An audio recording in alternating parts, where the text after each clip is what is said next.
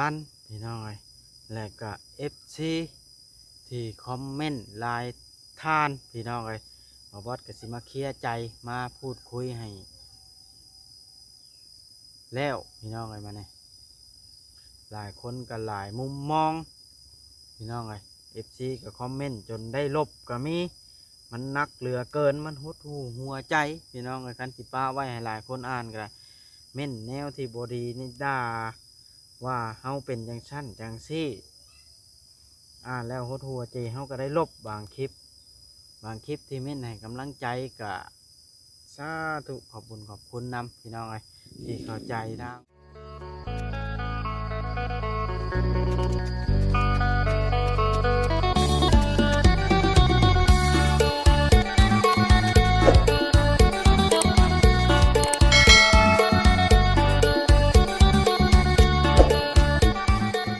ถึงก็ได้ตอนแรงๆพี่น้องเอ้ยออกมานาลุงเวียงก็คือมีเรื่องสิมา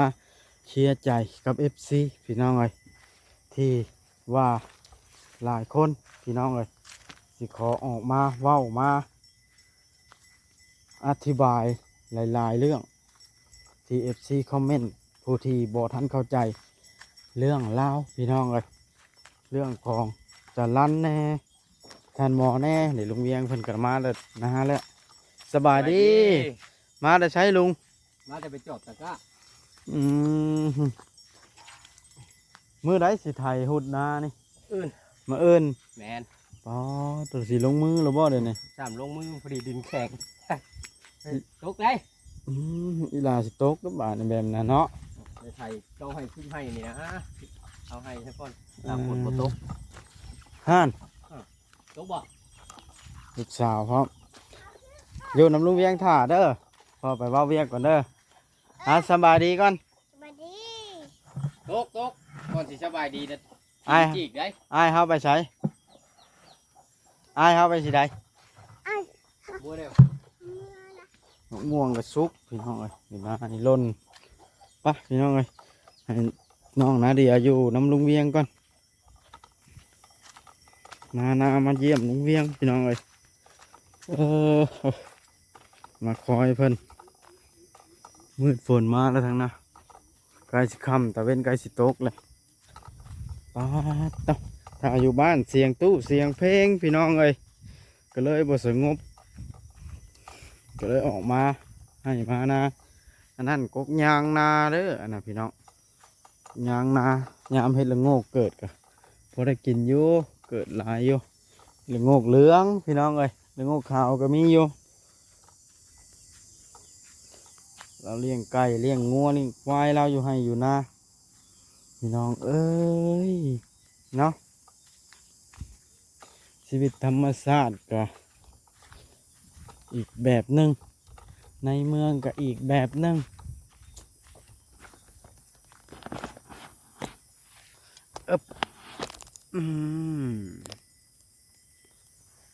โอ้โหผมแบ่งจำอันนั้นตะกี้เนาะเนี่ยโอ้โหผมยาวแล้วคนอื่นก็ต้องขอกราบทักทายสบายดีและสวัสดีพ่อแม่พี่น้อง FC เบิร์ดสู่คู่สู่คนพี่น้องเอ้ย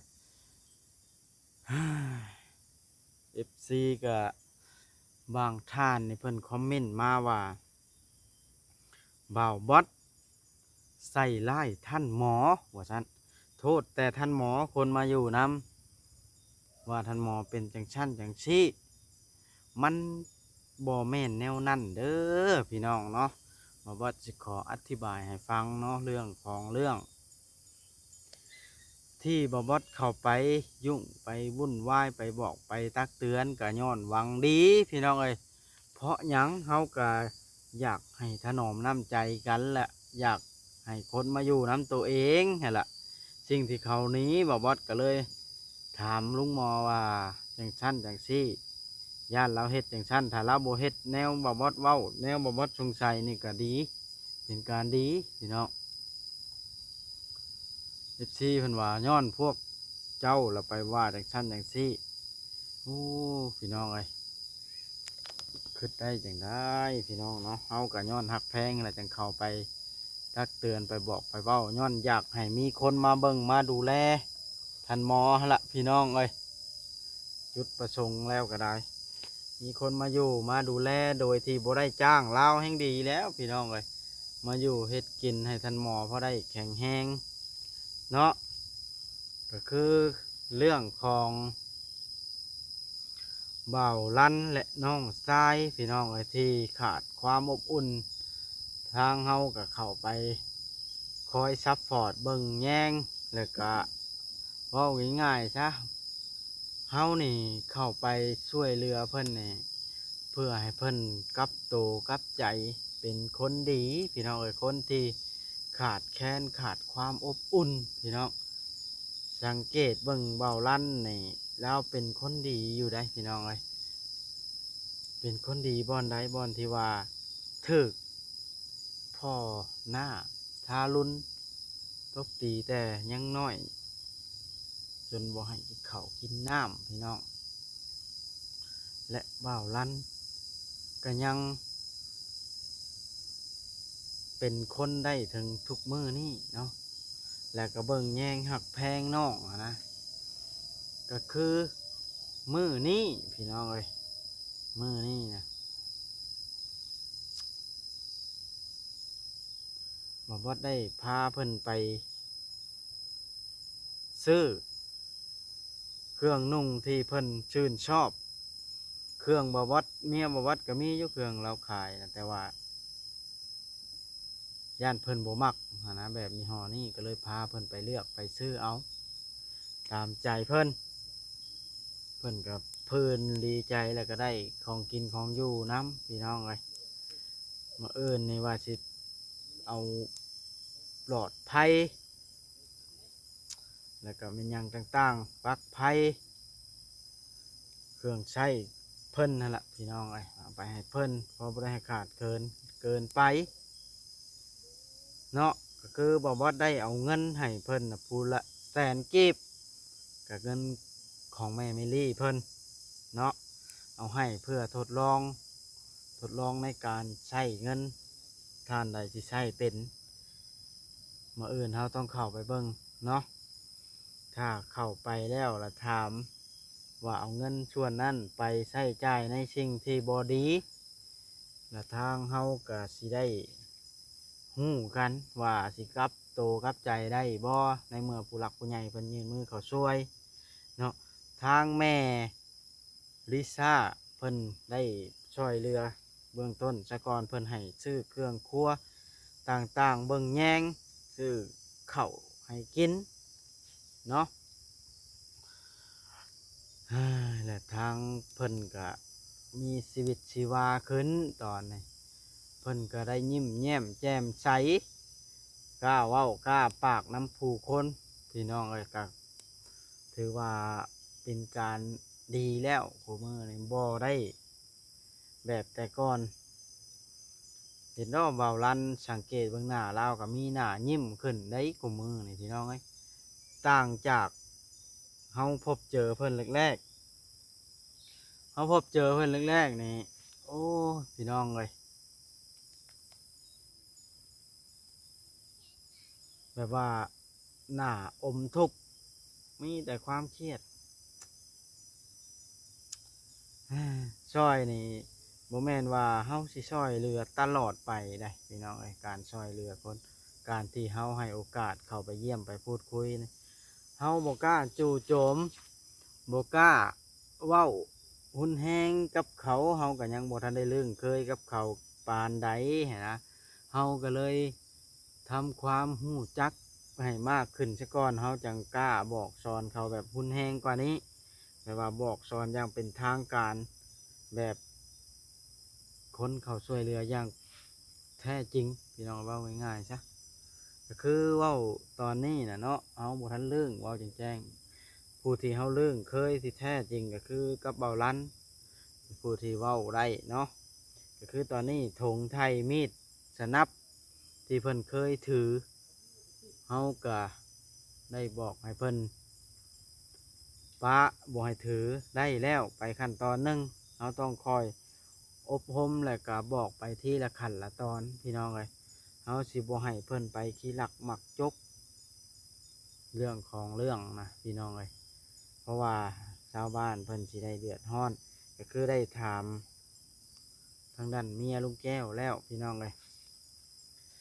แต่เพิ่นได้กินข้าวนี่ก็บ่เดือดร้อนปานใดเพิ่นก็บ่ได้ลึกๆลักๆแต่เพิ่นได้อันมีผู้ยื่นมือเขาช่วยนี่เพิ่นก็คือสิดีใจหั่นล่ะพี่น้องเอ้ยที่เพิ่นคือบ้านคือเมืองสิบ่เดือดร้อนแล้วเนาะคนเฮานี่ก็แปลกอะไรถือผ้าตั้ง9 เดือนเว้าขออนุญาตบาดคำนำผู้เป็นแม่เนาะแต่อันถือผ้า9 เดือนแล้วปล่อยให้ลูก3 ท่านน่ะมาเล่ร่อนอยู่โดยที่บ่ถามข้าวว่ากินจังใดอยู่จังใดพี่น้องเอ้ยเฮ็ดได้จังเป็นแบบนั้นได้หั้นนะเนาะบ้านเมืองปล่อยมาจิบ่คิดนี่บ่ว่าเขาสิขี้ลักมักจกไปหากินเฮือนผู้อื่นอย่างเช่นเฮือนเอื้อยตีแบบนี้พี่น้องเราก็ทุกข์อยู่แล้วหั้นนะพี่น้องเอ้ยอันนี้ก็ถือว่าลำบากพอสมควรเฮาก็ได้เข้าไปช่วยเพิ่นลำบากแบบใดลำบากแบบว่าชีวิตของเขาอะนะเจอสิ่งเลวร้ายมาตลอดสิบ่ให้เขาเป็นคนแบบนั้นได้อย่างไรคันเฮาบ่ไปยื้อไปโอ้ลมแห้งเต็กพี่น้องไอ้ผู้คนสิเสียเส้นไปเลยอันนี้เฮาก็ไปปากไปเว้าน้ำเพิ่นก็ม่านมาเป็นคนดีน้ำแล้วพี่น้องคนอดคนหิวเว้าง่ายๆซะคนอดคนหิวนี่เขาไปขี้ลัก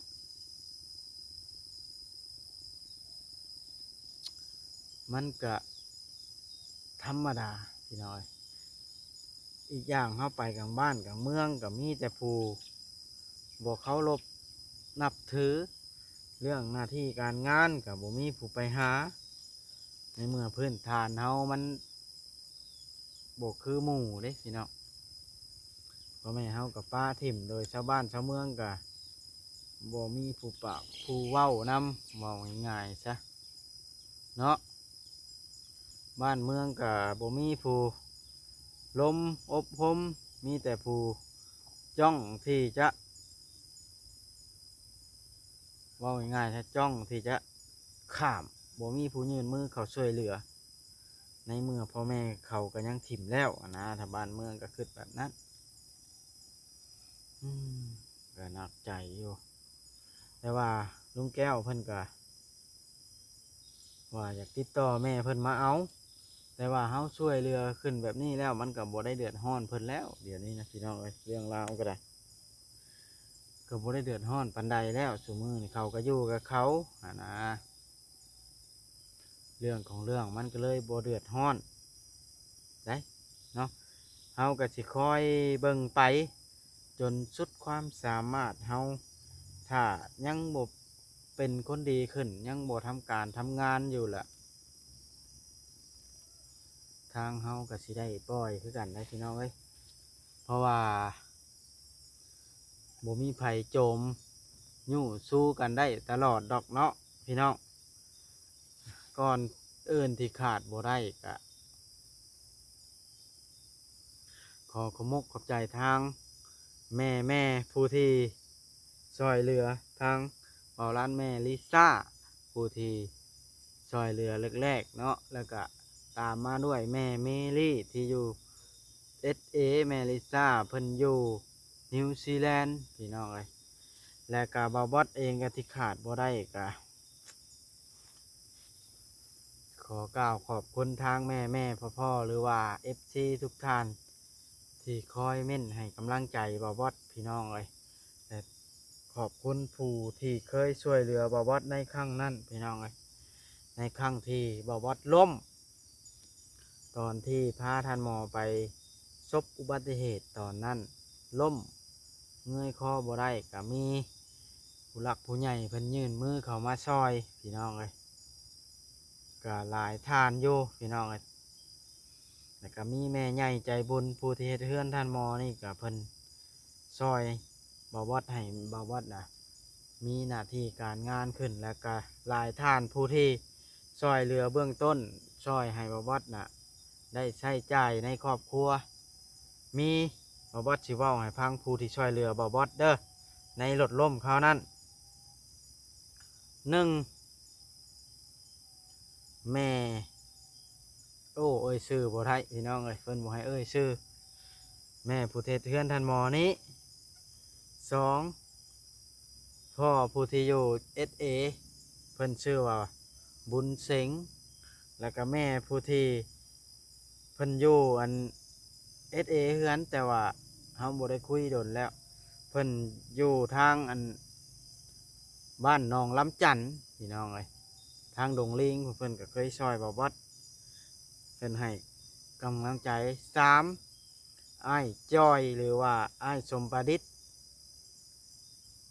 ที่เพิ่นเคยช่วยเหลือนะพี่น้องเอ้ยบ่วัดหลายท่านอยู่แล้วก็แม่ผู้ที่ช่วยเหลือบ่วัดมุงของน้ำนี้แม่ลิซ่านี้เพิ่นโอ้เพิ่นก็ดีหลายได้แม่ลิซ่านี่กับพี่น้องเพิ่นโทรมาพูดคุยให้กำลังใจตลอดแล้วก็ทั้งด้านไอ้ชมประดิษฐ์ก็ได้พี่น้องเลยแล้วก็แม่ผู้ที่ใจบุญในเทือนด้านมอนี่ที่ขาดบ่ได้เพิ่นยู่ทรงเฮาจนถึงทุกมื้อนี้พี่น้องเลยแล้วก็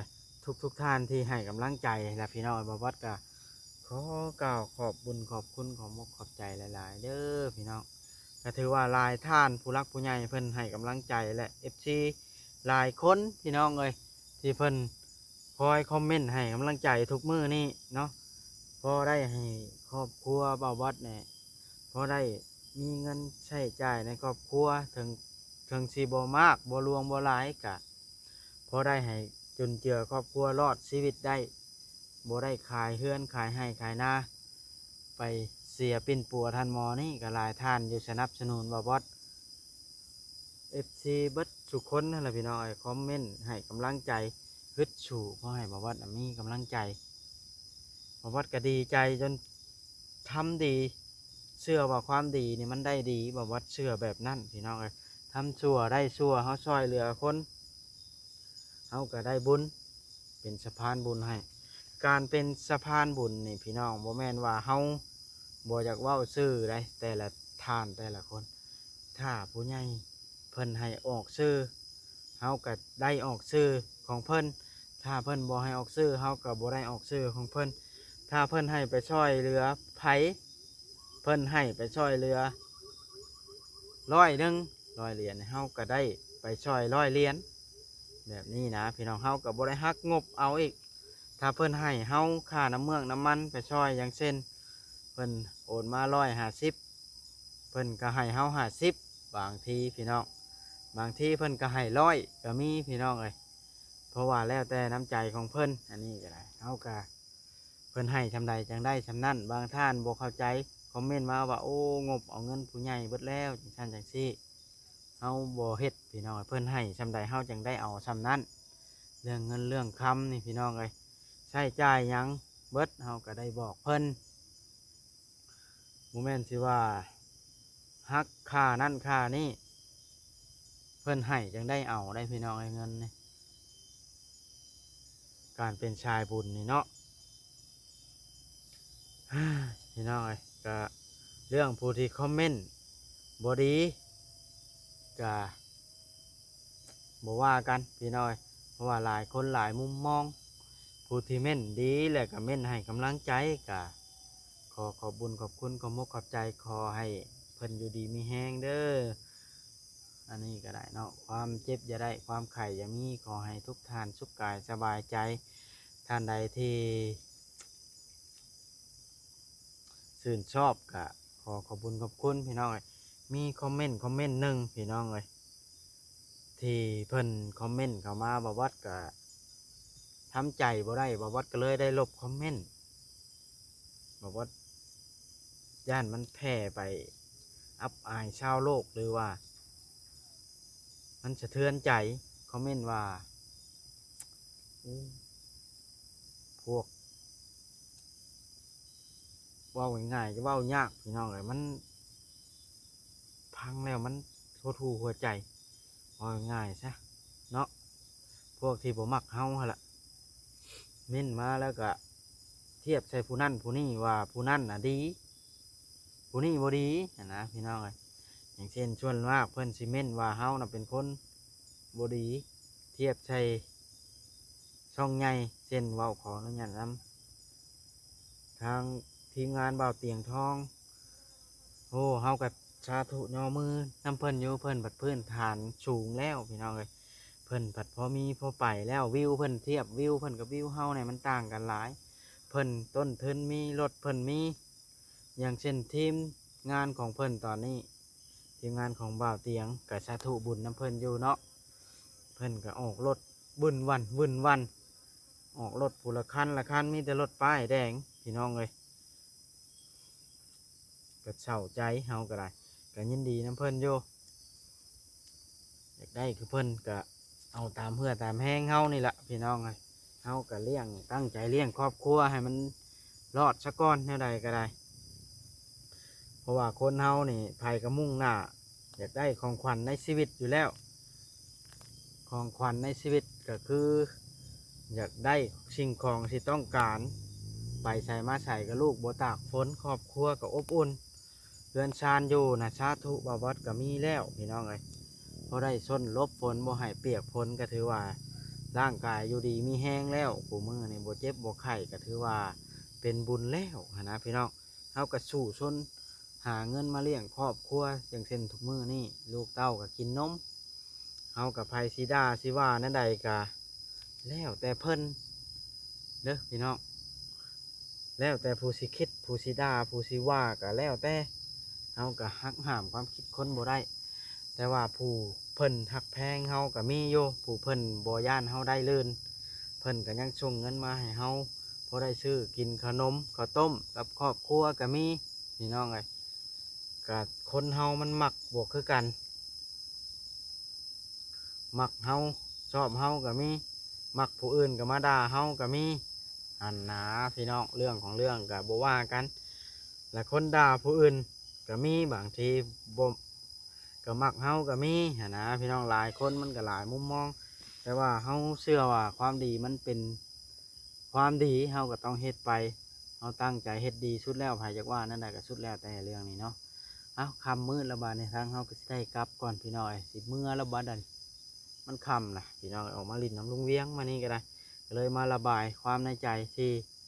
ได้อ่านคอมเมนต์หลายๆคอมเมนต์ ไอเอฟซีพังพี่น้องเลยเนาะเอาหินลายพี่น้อง